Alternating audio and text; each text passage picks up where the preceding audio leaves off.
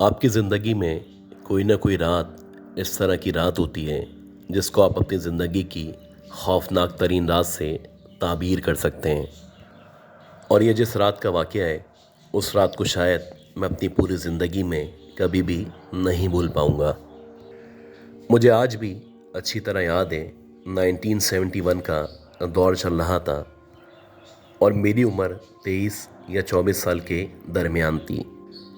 मेरे फादर चाहते थे कि मैं अच्छी तालीम हासिल कर सकूं, लेकिन शुरू से ही तालीम के अंदर जो मेरी दिलचस्पी थी वो ना होने के बराबर थी।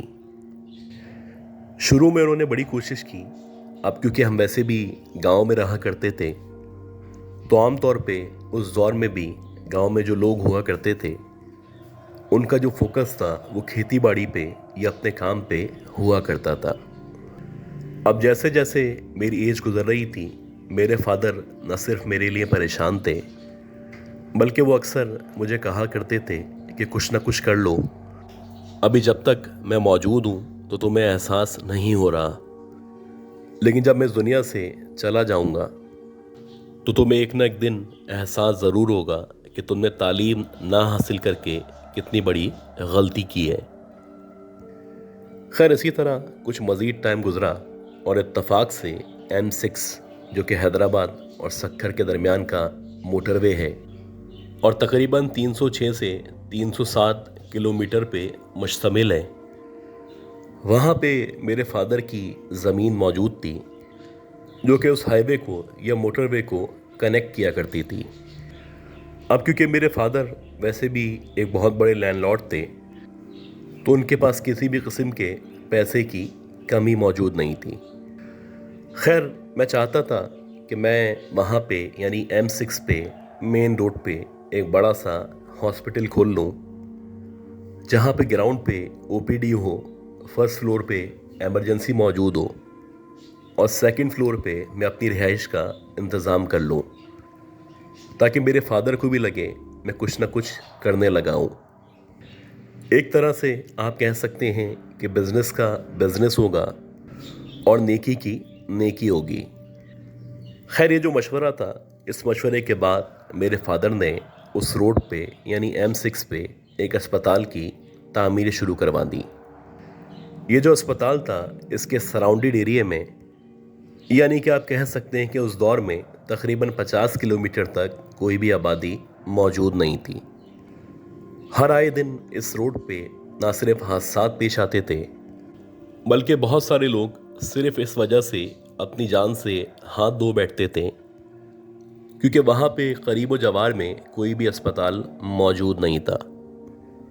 खैर इस प्रोजेक्ट पे काम शुरू किया गया और तकरीबन 2 से 2.5 साल के दरमियान एक छोटा सा या आप कह सकते हैं एक बहुत मुनासिब सा अस्पताल तामीर हो गया। अब ये जो अस्पताल था इसमें जो स्टाफ था वो बहुत लिमिटेड स्टाफ था। इक्का दुक्का डॉक्टर थे जो कि दिन में ही आते थे और रात तक चले जाया करते थे। इसके साथ साथ एक दो और लोग थे जो यहाँ पे मौजूद हुआ करते थे। शुरू शुरू में कुछ एक्सीडेंट के केस आना शुरू हुए और यूँ हमारी नेकी की नेकी और बिजनेस का बिजनेस चलना शुरू हुआ। लेकिन एक अजीब बात थी जो मैं नोट कर रहा था कि जितना भी स्टाफ है, इवन के जो भी करीबो जवार के डॉक्टर हैं, उनकी कोशिश होती है कि जैसे ही चांद की 14 तारीख लगे तो वो 14 तारीख लगने से पहले पहले यहाँ से चले जाएं। ऐसा एक बार नहीं 2 या 3 बार मैंने नोट किया कि जो भी नर्सिंग स्टाफ था, इवन के जो भी डॉक्टर्स थे जो कि यकीनन करीब जवार के गांव या शहरों से ताल्लुक़ रखा करते थे, वो भी चांद की 13 तारीख को रवाना हो जाते और फिर 1-2 दिन की छुट्टी करने के बाद वापस आया करते। अब छुट्टी करना मसला नहीं था, मसला ये था कि उस दौरानिए में या उस रात को अगर कोई एक्सीडेंट हो जाए या इस तरह का कोई इमरजेंसी केस हो तो ये अस्पताल बनाने का क्या फ़ायदा है। मैं जब भी अपने स्टाफ से पूछता, उन डॉक्टरों से पूछता कि बिला आखिर आप लोग इन ख़ास तारीख़ों में छुट्टी क्यों किया करते हैं, तो कोई भी इसका सही जवाब नहीं देता। हाँ, एक मेल नर्स था, उसने एक दफ़ा कहा कि अगर हम लोग यहाँ पे रुकते हैं और हमारा सामना अगर उससे हो जाता है तो शायद वो हमें कभी भी नहीं छोड़ेगी। ये जो जवाब था, ये ज़ू मानी जवाब था। खैर, गांव के या करीबो जवार के जितने भी एरियाज थे, उनमें आमतौर पे इस तरह की बातें या इस तरह की तोहम परस्ती पे मबनी ख्यालात पाए जाते थे। इत्तफाक से 1 महीने के बाद चांद की 14 तारीख थी और हस्बे मामूल जो भी डॉक्टर्स थे या जो भी नर्सिंग स्टाफ था, वो सारा का सारा अस्पताल से गायब था। इस पूरे अस्पताल के अंदर उस वक्त 2 लोग मौजूद थे, यानी कि एक सिक्योरिटी गार्ड था जो कि गेट के बाहर था, और एक मैं था जो कि सेकंड फ्लोर पे उस वक्त ना सिर्फ मौजूद था, बल्कि दिल ही दिल में मैं यह सोच रहा था कि अल्लाह ना करे कोई इमरजेंसी केस आ गया तो फिर क्या होगा। और ऐसे ही हुआ कि कुछ देर के बाद, यानी कि रात के तकरीबन 9 साढ़े 9 बजे का टाइम था। शदीद सर्दी हो रही थी। एकदम से जो हमारा चौकीदार था वो आके मुझे आवाज़ देने लगा। वो कहने लगा कि साहब, एक इमरजेंसी केस है, 2 लोग हैं जो किसी औरत की बॉडी को लेके आए हैं। बज़ाहिर देखने से या जिस तरह का उसको एक्सीडेंट हुआ है, लगता है कि शायद ये नहीं बचेगी। आज वही हो चुका था जिससे हम सब बचना चाहते थे। कोई भी डॉक्टर मौजूद नहीं था, ना ही कोई मेल नर्स मौजूद था, और जो लोग उस औरत को यहाँ पे लेके आए थे, मैं नहीं चाहता था उनको किसी भी तरह ये बात पता चले कि इस पूरे अस्पताल में ना डॉक्टर मौजूद हैं और ना ही कोई मेल नर्स मौजूद है। खैर, मैंने उनको कहा कि आप लोग इस औरत को फर्स्ट फ्लोर पे यानी इमरजेंसी वार्ड में शिफ्ट कर दें। ऐसा ही हुआ। 2 लोग जो कि बड़े लंबे लंबे बड़े चौड़े लोग थे और ऐसा लग रहा था जैसे उनका 7 या 8 फीट के दरमियान कद है, उन लोगों ने अपने कंधों पे या जैसे तैसे उस औरत को इमरजेंसी वार्ड के अंदर शिफ्ट कर दिया। अब जब उन्होंने इमरजेंसी वार्ड के अंदर शिफ्ट किया तो वो उसको छोड़ने के बाद बाहर की तरफ चलते चले गए।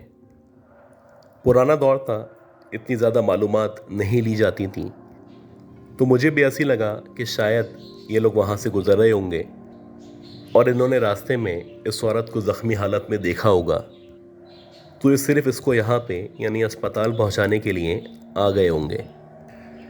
खैर, ये लोग तो उसको छोड़ के जा चुके थे।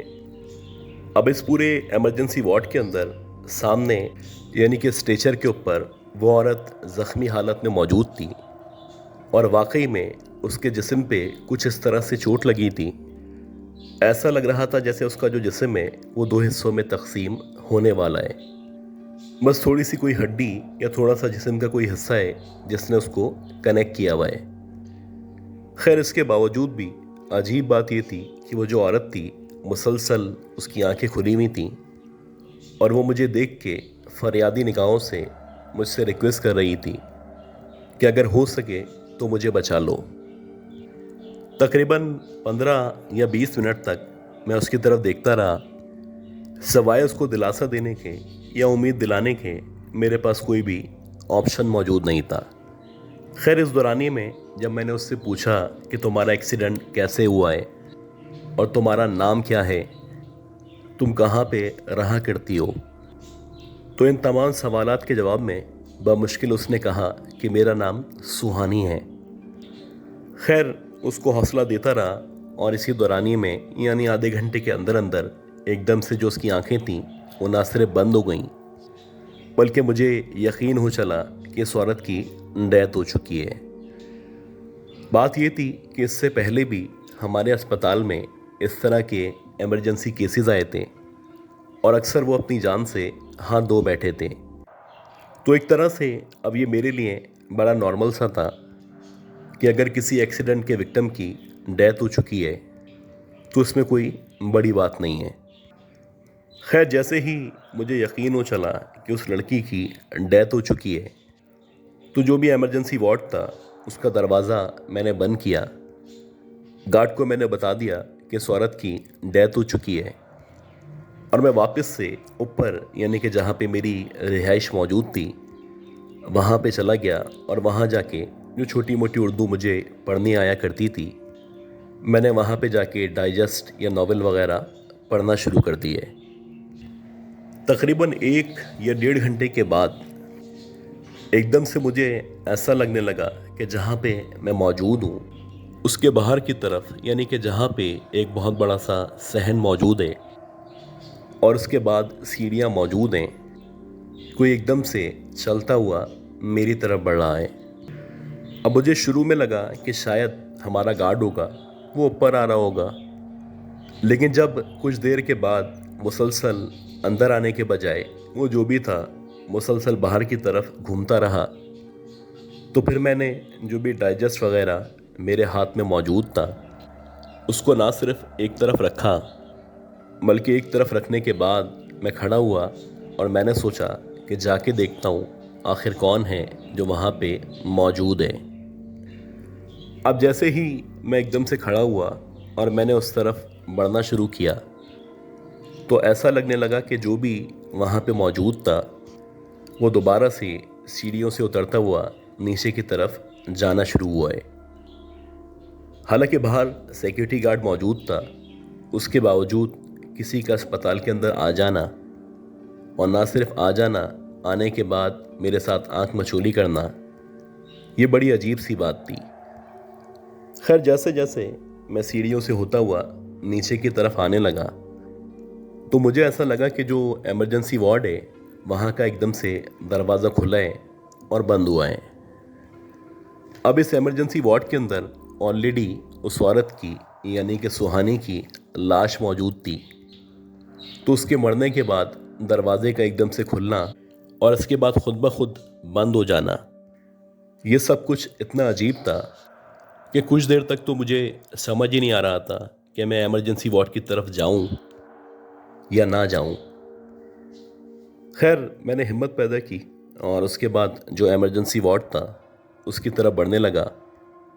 जैसे जैसे मैं उस इमरजेंसी वार्ड की तरफ बढ़ रहा था तो अब मुझे लग रहा था कि उस इमरजेंसी वार्ड के अंदर की तरफ भी कोई मुसलसल ना सिर्फ चल रहा है, बल्कि अब वो जैसे जैसे ज़मीन पे कदम रख रहा है वैसे वैसे किसी पायल की या घुंघरुओं की आवाज़ सुनाई दे रही है। खैर, मैं जल्दी से आगे बढ़ा और आगे बढ़ने के बाद जैसे ही मैंने इमरजेंसी वार्ड का दरवाज़ा खोला तो सबसे पहले मेरी नज़र उस स्ट्रेचर पे या सामने पड़ी। तो अब वहाँ पे, यानी उस स्ट्रेचर पे, उस औरत की ना ही बॉडी मौजूद थी और ना ही लग रहा था जैसे अभी कुछ देर पहले यहाँ पे उसको लाया गया था।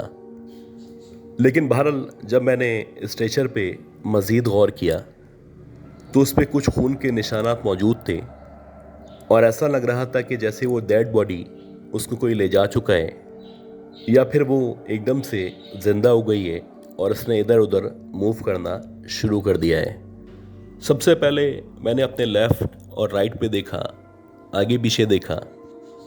जब मुझे लगने लगा कि इस इमरजेंसी वार्ड में वो कतन मौजूद नहीं है तो मैं एकदम से पलटने वाला था। अब जैसे ही मैं पलटने वाला था तो मैंने अजीब चीज़ देखी। मुझे ऐसा लगा कि जो उस इमरजेंसी वार्ड की छत है, उस छत के ऊपर से कुछ खून के टुकड़े आहिस्ता आहिस्ता करके नीचे गिरना शुरू हो चुके हैं। अब जैसे ही खून के कतरे नीचे गिरना शुरू हुए तो कुछ अजीब सवालात थे जो मेरे जहन में मौजूद थे और मैं सोच रहा था बिलाखिर ये जो खून है वो छत से क्यों कर टपक रहा है। इसी दौरानिए में जब मैंने आहिस्ता आहिस्ता करके ऊपर की तरफ देखना शुरू किया तो मैंने देखा कि सुहानी ऊपर, यानी छत से उल्टी लटकी हुई है। उसके पाँव ऊपर की तरफ हैं, उसका जो सर है वो नीचे की तरफ है, उसके पूरे जिस्म से, ख़ास तौर पे उसके बालों से खून रस रहा है और नीचे टपकता चला जा रहा है। अजीब बात ये थी कि उसकी आंखें खुली हुई थीं और उसकी आंखों की जो आई बॉल्स थीं वो मुकम्मल तौर पे सफ़ेद थीं। एकदम से इतना खौफनाक मंजर देख के जैसे ही मैं पलटने वाला था तो उसने एकदम से अपने चेहरे पे मुस्कुराहट लाते हुए कहा कि साहब, हमें बचा लो ना, हम जीना चाहते हैं। अब जैसे ही उसने ये कहा तो मुझे यकीन हो चला था कि ये जो भी मखलूक है कम से कम इंसान नहीं है। मैं फ़ौरन से वहाँ से पलटा और जैसे तैसे जो कुछ मुझे पढ़ना आता था वो पढ़ता हुआ नीचे की तरफ भागने लगा। जैसे जैसे मैं उस सहन से या उस कॉरिडोर से स्टेयर्स की तरफ आ रहा था, ऐसा लग रहा था जैसे मुसलसल सुहानी न सिर्फ मेरा पीछा कर रही है बल्कि वो मुझे किसी भी लम्हे पीछे से आके एकदम से पकड़ लेगी और शायद फिर मेरी जान ले लेगी। जैसे ही मैं सीढ़ियों के करीब पहुंचा तो एकदम से मेरा पाँव स्लिप हुआ और पाँव स्लिप होने की वजह से मैं खुद ब खुद गिरता हुआ लुढ़कता हुआ नीचे आ गया। बस मुझे यहाँ तक याद है कि मैं सीढ़ियों से गिरा हूँ और एकदम से नीचे आया हूँ। उसके बाद जब मेरी आँख खुली तो आँख खुलने पे मैंने देखा कि मेरे जो भी डॉक्टर्स हैं जिनको मैंने यहाँ पे जॉब पे रखा हुआ था वो मेरे चारों अतराफ में मौजूद हैं, जैसे कि वो मेरे होश में आने का या मेरे ज़िंदा बचने का इंतज़ार कर रहे थे। मुझे एकदम से होश में आता देख के वो मुस्कुराने लगे और कुछ देर के बाद जब मेरे औसान बहाल हुए तो इन सब लोगों ने मुझसे पूछना शुरू किया कि बिला आखिर आप सीढ़ियों से क्यों कर गिरे थे और आप नीचे कैसे आए थे। खैर जब मैं बोलने के काबिल हुआ और मेरा जो खौफ था वो थोड़ा बहुत कम हुआ तो मैंने उनको बताया कि ऐसे ऐसे हुआ था और जब मैं एमरजेंसी वार्ड के अंदर गया था तो वो जो औरत थी जिसने अपना नाम सुहानी बताया था वो छत से उल्टी लटकी हुई थी और उसके जिस्म से खून टपक रहा था। खैर जो कुछ मैंने इनको बताया था ये सब सुनने के बाद जो हमारा सिक्योरिटी गार्ड था उसने बताया कि मैं बाहर मौजूद था और मुझे एकदम से आपके सीढ़ियों से गिरने की आवाज़ सुनाई दी और जैसे ही मुझे आपके गिरने की या किसी के गिरने की आवाज़ सुनाई दी तो मैं फ़ौरन से इस तरफ भागा और जब मैं यहाँ पे पहुँचा तो आप नीचे पड़े हुए थे और मुकम्मल तौर पे बेहोश हो चुके थे। खैर मेरे सर पे बहुत ज़्यादा चोटें आई थीं और मेरे सर में 2 जगह से खून रस रहा था। तकरीबन 15 या 20 दिन तक मेरी जो हालत थी वो इसी तरह से थी। फिर कहीं जाके जो मेरी हालत थी वो कदरे बेहतर हुई। जब मैं मुकम्मल तौर पे सेहतयाब हो गया तो वहाँ के जो डॉक्टर्स थे या जो भी नर्सिंग स्टाफ था उन लोगों ने बताया कि हमारे गांव में भी या हमारे शहर में भी इस औरत के बारे में बहुत सारे किस्से, बहुत सारी कहानियाँ सुनाई जाती हैं और बताया जाता है कि गए वक्तों में यानी कि बहुत पुराने दौर में ये जो रोड था इस रोड के ऊपर एक औरत का एक्सीडेंट हुआ था। उसका जो एक्सीडेंट हुआ था उस एक्सीडेंट की वजह से उसका जो जिस्म था वो 2 हिस्सों में ना सिर्फ तकसीम हो चुका था बल्कि उस औरत की उसी वक्त वहीं पे डेथ हो गई थी। तब से कहा जाता है कि वो जो औरत है वो हर 13वीं या 14वीं की रात को न सिर्फ नज़र आया करती है बल्कि मुख्तलिफ लोगों से मदद मांगने की कोशिश करती है और वो कहती है कि अगर हो सके तो मुझे बचा लो। खैर हमारे साथ भी ऐसे ही हुआ था कि वो जो औरत थी या उसकी जो बॉडी थी ना वो सिर्फ पूरे अस्पताल में मौजूद थी बल्कि ऐसा लग रहा था जैसे कभी वो हमारे अस्पताल के अंदर आई ही नहीं थी। आज भी जब मैं उस रात को या उस वाक़े को याद करता हूँ तो मेरे जिस्म पे एक अजीब सी कपकपी तारी हो जाती है। ऐसा लगता है जैसे मेरे रोंगटे खड़े होना शुरू हो चुके हैं और किसी भी वक्त सुहानी एकदम से मेरे सामने आ जाएगी।